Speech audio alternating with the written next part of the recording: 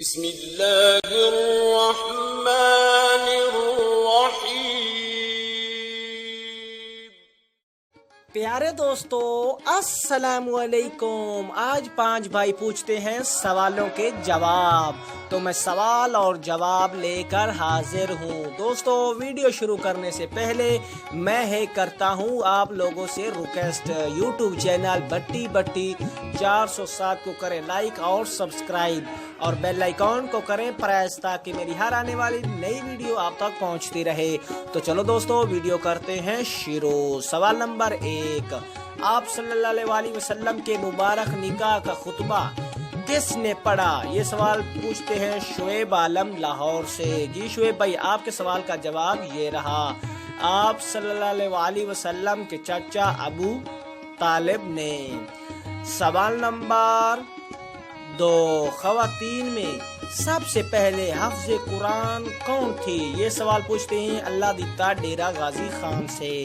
جی اللہ دیتا بھائی، آپ کے سوال کا جواب یہ رہا، ام المومنین حضرت حفصہ بنت عمر رضی اللہ تعالی عنہ نے۔ سوال نمبر 3، قرآن مجید میں کتنے جانوروں کا ذکر آیا ہے؟ یہ سوال پوچھتے ہیں بابر علی اسلام آباد سے۔ جی بابر بھائی، آپ کے سوال کا جواب یہ رہا، 4 جانوروں کا۔ سوال نمبر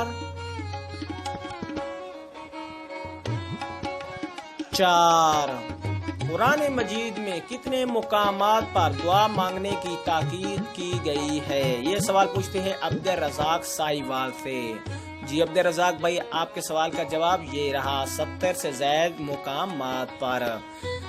سوال نمبر